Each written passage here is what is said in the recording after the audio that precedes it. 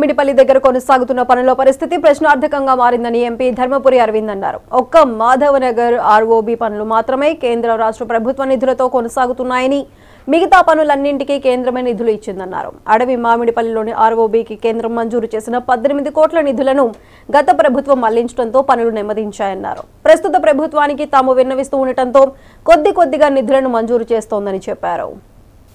అన్ని ఆర్ఓబీలు except for Madhav Nagar ROB 100% central government fund తోటే చేయడం జరుగుతుంది. మాధవ్ నగర్ ఒకటే 50-50. ఇందులో అడవి మామిడిపల్లిది అయితే చాలా అన్యాయంగా గత ప్రభుత్వం టోటల్ 18 కోట్ల డబ్బులు డైవర్ట్ చేయడం జరిగింది. ఆ తర్వాత ప్రెషర్ పెడతా ఉంటే కొద్దిగా ఈ ప్రభుత్వం రిలీజ్ చేస్తూ ఉన్నారు.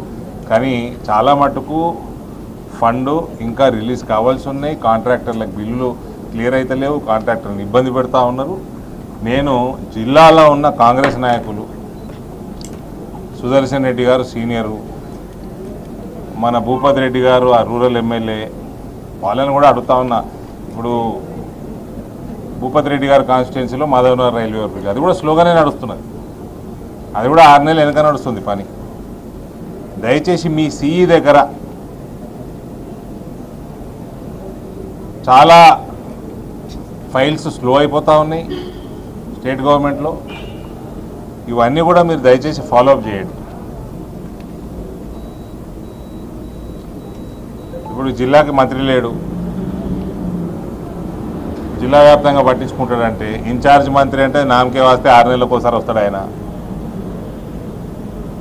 కాబట్టి ఉన్న దాంట్లో 2 ఎమ్మెల్యేలు కాంగ్రెస్ ఎమ్మెల్యేలు ఉన్నారు. పనికి వాళ్ళ రాజకీయాలు బంద్ చేసి రిబ్బన్ కత్తెలు మావాడు మా పార్టీ మీద నిలబడ్డాడు, ఈ పార్టీ మీద నిలబడ్డాడు, ఎమ్మెల్యే వేరోడైనా మావాడైనా వేస్తాడు కత్తెర్లు, ఇవన్నీ వేస్ట్ రాజకీయాలు బంద్ చేసి పెద్ద మనుషులు మీరు జిల్లా అభివృద్ధి మీద దృష్టి పెట్టండి. మంత్రి పదవి రాలేదని అడిగి కూర్చోకండి. మీరు మంత్రి అయినా కాకుండా మీకు ఇచ్చే మేము గౌరవం ఇస్తాం, అదే గౌరవం ఇస్తాం. మా పార్టీ తరఫున మిమ్మల్ని మంత్రి అనుకుంటాం.